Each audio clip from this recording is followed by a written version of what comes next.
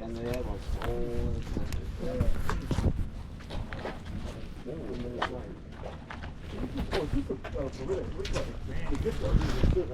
contest one? This is the raffle one. This is one this year? Yep. Oh, we can win it. Oh, man. Okay. Oh, you got the Ford pushed in here. This wasn't in here yesterday. You the tour guide? Who's the tour guide?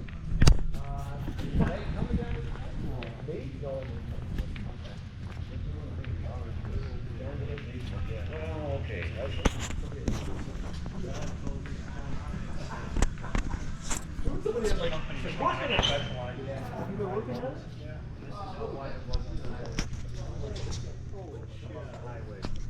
And I had to, I think every hour or hour and a half, they had to get off and let accumulated traffic get by them so they could get back on. And they had to be off. They couldn't start until a half an hour after sunrise. They had to be off the road like a half an hour before sunset. And if there was any rain or water on the road, they parked. Oh, wow. And it took them, Where the what do you say? issue is that better 5 days? Yeah. How many days did it take them to get up here from Florida? 9. 9 something days. like that, yeah. 9 days. Yeah, I remember that. That's what he said. Yep. So this is a spar and there's a spar. So there's it's 4 leading spars. edge, 4 spars. Oh, 4. spars. Top, bottom, front, back. Oh, top. Where am I looking? Where's the top right here? Oh, so that tube. Oh, so this you actually it's here and here, not Yeah. this whole, not this whole. Not that whole- So it's a rectangular spar tube. Right. See how it's. Oh, Yeah. this is actually That's it. the actual spar tube. Oh, is it solid? It is. yeah. Solid aluminum? Yep, all the way through. Okay. And then what the issue was is it was the terminal that broke, and that slides into it and goes through these bolt holes. Mm-hmm. So all these Oh, pick up those- that terminal. Okay. It's like a fork. Yeah. And then on the fuselage there's another one. They just Right. mate together. Right. And then right at the wrist is where it broke, Okay. So how come you have to replace the whole spar? because there were cracks on the spar tubes as well. So we did NDT and non-destructive testing, Right. Yeah. dye pen, eddy current, all that stuff, ultrasonic. Yeah. And then we found there's multiple cracks in I think 2 or 3 of them. Okay. So we've got to do full spar replacements, which And that- means you take the wing apart basically. Yeah. So you Take gotta the skin drill. off. Take the skin off, but then all this has to come off. Right. Oh, because- this so you got room to work. or at in? least these do. So you got to Yeah. drill Right. this off. That's got to come off. More structure down there, all the way through. It's got to come out Right. because this has to slide out, and they've got all the rivets underneath. Right. So skin on the top and on the bottom has to come off. Seriously, these are all. They go into it. They actually go into it then. Yeah, Or- yeah. These rivets. Do. Yeah. Is there going to be any issue getting a new spar? Is that Who going to be was readily John? available? John was. He's been in contact with some people that have made them in the past or have stock. Okay. Can't tell. Have I don't know. stock. I don't know the details. It's probably stock. Now the spar issue is unique to your airplane. The fitting is what's grounded all the B-17s, right? Yes and no. Okay. So we just got a call yesterday. I can't remember who the operator was, but there's an AMOC, an alternate method of compliance to the AD. That AMOC for this operator, and I assume other ones will get it too, is you just knock out this bolt, the first bolt, and you eddy current. So you'll be looking at the spar tube as well as the terminal. Mm-hmm. If there are no cracks, whack it in and you're done. Oh, really? Oh. It was an annual issue. It was an annual and a biannual AD. For us, we would knock out this one every year, and I think all of them every 2 years or whatever it was. Oh, you would. So they eliminated that, which in my opinion is good because really it was a maintenance-induced issue. Mhm. Because the Right. work that it takes to get these bolts out, you are smashing the living crap out of those bolts, and you're not doing it. I mean, look at you Right. see Yeah, the you got angle. no leverage, so Right, you're doing right. it. You So can't hit You're it down straight. like that, and you're hitting the spar tube, and you're hitting the terminal as you're going through. Yeah, so. yeah, you're making There's no way to press that out, or? No way. No. And You not have to and you bang got on it? you got to remember too is right here's the fuselage, right? So Yeah, you're, yeah, you're like right. this, doing that, Right. Wow. and it took me a week to do them in Florida when the last time I did it a couple of years ago. Right. A week. A week. weak. And we're not talking about weak hanger either. We're talking about So it's Wow. So that's, I mean, it's good news for other operators that don't have cracks. They can keep flying like that. That operator was grounded, and then they got the AMOC, and now they launched their touring schedule, so they're back on the road. Really? So there's one already on so, the- oh, there so is. this fitting issue, as long as there's no obvious problem with it, then It's good to go. they're not required to replace it. Correct. So, That's good. That is good to know. Will there be a B-17 here this year then? I'm not sure if That's a good point. all I know is I think that Yankee Air Museum up in Michigan. Right. They were gonna use theirs, but I think theirs is down for the same AD. yeah, unless they quickly get a Yeah. Right. AMOC or something. Right. Wow. Yeah, all I know is I think the 29 is coming back. That's all I know so far. Well, that's always exciting. Right. Yeah, Doc. Right. Yeah, Doc. But yeah, so we have a long ways to go. It's going to be a couple years, Right. until this is finished. We have all the terminals. Right. We got all new ones made. They are getting machined because we have the billet, so it was a solid billet, and they forged it. They didn't machine it; they forged it. So we had to pay for all the tooling, which was crazy expensive. How much did it cost to bring the plane up here? Do you know? All I know is what the estimate was when we were shopping around. Right. I think it was 320, 350-ish, 300. Yeah, I think I know where the decimal goes. And that's Yeah. that was the lowest bid. Not Wow. $3.50. Yeah, not 35,000. He said the guy that actually ended up getting the job was like half price of everybody else. Yes, and they were fantastic. Yeah, he was. I mean, they were sort of a scrappy operation, but that's not talking down on them at all. They No. were very They- intuitive, very, Yeah. they made all the boxes. They made all of this Right. Yeah. right there on the ramp, Wow. and all they had was one of those, those four-wheel drive crane Right. forklifters. Oh, the telehandler. Whatever that was, yeah. They did all this with that. Wow. Yeah, it was very impressive. And wood, lots of wood. Oh yeah. Now, did you take the engines off before you took the wings Oh off yeah, the yeah, fuselage? yeah. We did it all there on the same week, and they plastic wrapped the crap out of it. Oh, they did wrap it. Okay. Just to keep it solid as much as they could off it. Right. It looks like, oh, gosh, yeah. It's like, They go back in the winter, yeah. Oh, yeah, you don't have a lot of sunrise to sunset time either, then. That's why that slows you down a little bit. You thought you were gonna see if you need help before we leave, apparently. You got plenty of help. Oh. Yeah, how you doing? Hi, Tim. Yeah, I mean, that's the wing side. Yeah. Oh, excuse me, sir. So actually, I see you got the new fittings, huh? Well, we got the new fittings, but these aren't the new ones we're using. There might be one or two little different parts.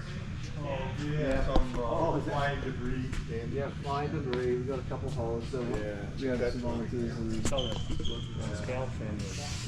yeah, the tail fins over there. The new one, Yeah, I'm a South the Rican one in the stabilizers. wing stand is what we're going to use. Yeah, That's a getting spare. ready. You said you had a spare. And then the horizontal stabs, we had two sitting in the shop, so we're going to use those guys. The white ones there? The white ones, Yeah. and the ones that were on the plane are sitting up by the paint booth, hanging up there. Oh, Yeah. okay. They're old and they're faded. Yeah. And Oh, okay. There's quite a bit of corrosion on them. So we, now that the wings are off, we got to dig into it a bunch, and then we found a lot of corrosion. Yeah. I think it's just 7+ years old. Right. So we had to outsource. We had major intergranular exfoliation. The pieces that fit inside here. There's a big U-channel that goes all the way up there that had exfoliation in it, and so we had to outsource big presses and dies to bend, real deep bends. This is original. This is still good. Oh yeah, everything on there is Trained up stuff. Not there. Yeah. Well, bad. Okay. So that You say exfoliation, what does that actually mean? exfoliation is where corrosion starts on the inside. Inside? Typically it starts on the inside. That's called intergranular corrosion, and it just works its way out, and you'll see all the grains just open up and flare out. Like I mean, flaky. It's On the flaky. You can see inside of the, inside the metal. inside the metal. Yeah. What that typically what that's caused from is from improper improper metal alloy. So the older technology of creating alloys wasn't as clean. There'd be impurities in the metal. It was wartime too. They It was had to do wartime. really That, fast. yeah, you see it a lot in older stuff. Yeah. You don't see, but exfoliation still happens if corrosion gets really bad. Then it, you got surface corrosion, right? I mean, it's everywhere. Like this, you can see it. And if it keeps going, then it starts digging into the metal. And then you start to see the grain open up, and then you can just pick at it and dig through it. Well, Very, and very fragile.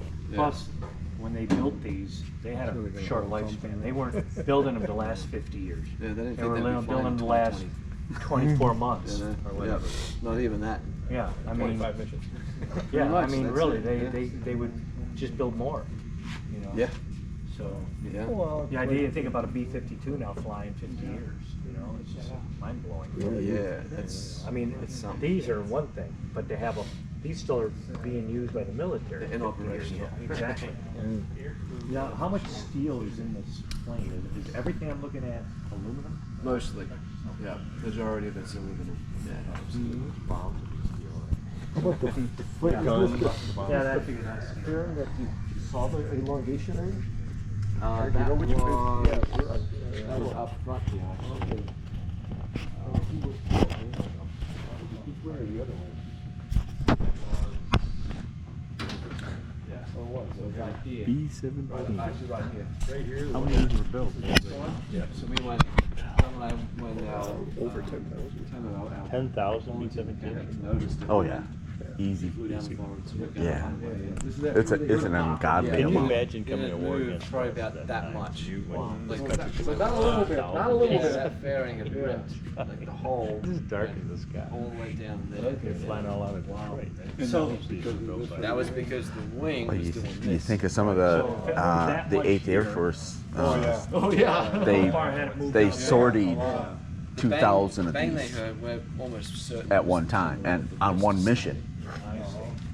Not was not that 200, 2,000. No, the Is wrist that on the over wing just side. Dorf or whatever? Yeah, it's a German thing.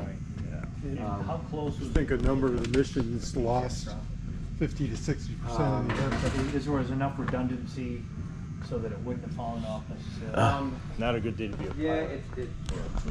Depends on probably. I mean, so not as much as a little more than what you would think, but not as much as you think. If that makes any sense at all, because with this being broken, you've got 3 more Spartans that are holding it. Right. But what we found out is it was either this one or the one on the other side. We had 2 cracked and 1 failure. Wow, wow, wow. I think if that had failed, then it would have been catastrophic. You would have lost the wing, right? Because you've got no forward support, so everything just goes right to the end. What's the force? Yeah. And then it could have just opened up, split, Yeah, potentially. But yeah, there's no force really pulling from way out there. we got 4 engines on them. Yeah, it's a lot of crap load of force on there. Not to mention the landing gear. The landing gear itself is a monster. It's a monster. So yeah, and we're just really just praise the Lord beyond belief. Found this on the ground. Was your plane the first one that's what prompted all these other Yeah. planes? How many other ones had the same crash?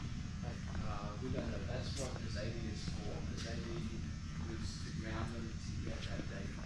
So this was every operation.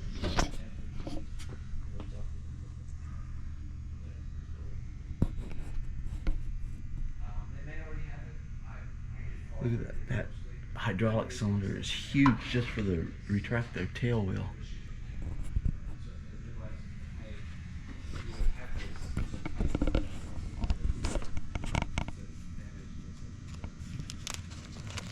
Owner's manual. Yeah, this is this is how to repair it. Mm-hmm. Latest date of latest revision is May 25th, 1944. Okay.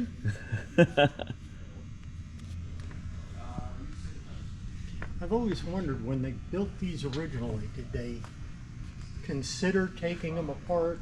Was that part of the design?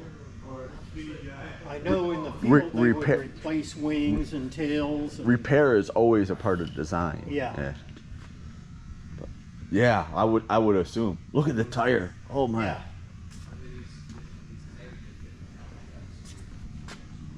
It's almost as tall as I am. Well, and this whole fixture, just to maintain the tire, to break the bead. This is the what he slides on to get to the till. Mm-hmm. Ain't that pretty sweet? Can't tell if that's, no, it's ply. Yeah, that's plywood. Yeah. Just to break the bead. Yeah. Wow. Personnel must keep clear of tire and wheel when breaking beads. Well, yeah, it probably explodes.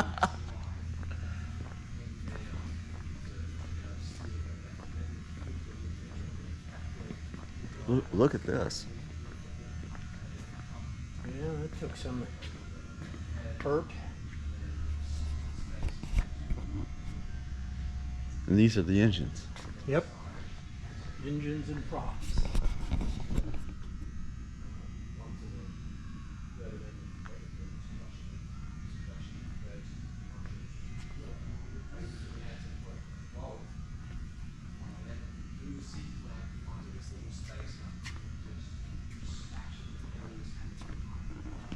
And I've always Paul wondered, turned. what is the G-force on the hub of that prop?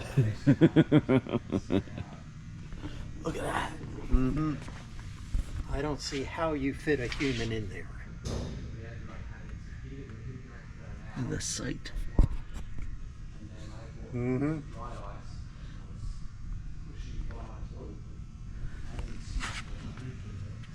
That's amazing. Mm-hmm.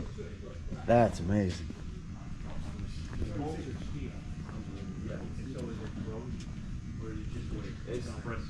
It's press fit, it's corrosion, it's cold welded in there because it's been in there for 7 years. So this was the first time you took them out. It's the first time I've ever been there. You're seeing metal that hasn't been seen in 70 plus years since World War II. Right. Pretty cool. What year was this plane built? 47. After the war, then. Just or 46. War in 45. Yeah, it's like end of 45 or 46, something like that. Oh, so they were still building them after Yeah, the war for a while. it didn't see combat, Right. but it was right at the tail end of the war. So when are you gonna start on the wing? That's not your fault. It's not my fault. They're gonna have it flying by next year, man. Yep, ailerons and stuff. It's all starters. Yeah, they're all numbered. That's what they're planning. That's what they've said in the, Yeah. before they did. Yeah. Actually, I was a tour coordinator for this. Oh, yeah, we're expecting them to by next year. So that they really don't. 24, but maybe it's like 25. Yeah, well, the original, so we, the Saturday.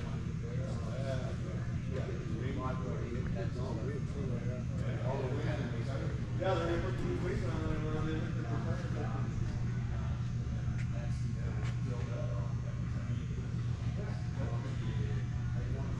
The other one that's on tour right now, it's the bigger one.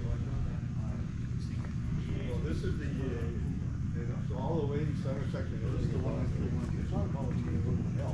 I flew that too, but I can't go in. The volunteers. And I wasn't smart enough to go home and get my logbook to have put it, enter it in there. That's 20 minutes. 20 minutes in the tripod. I didn't think it until like a week or two later. I'm like,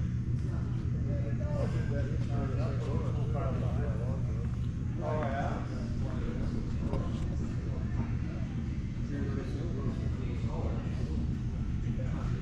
Well, I was volunteering, getting to the end of it when they were done doing the highest.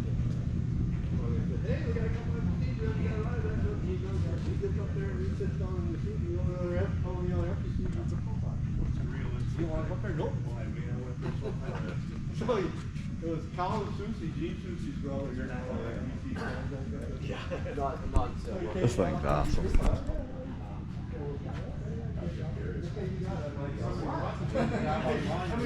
I'd say 3 years old. That holds the wing on. That's the main spar. That spar. And these bolts are what grounded it. It's a spar, so it has 4 spars that go through, and then these aluminum. That's all the cables and for batteries and jeez, nuts.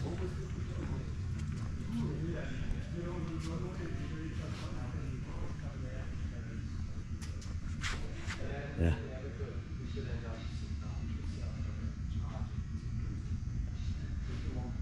Those are brake linings for drum brakes.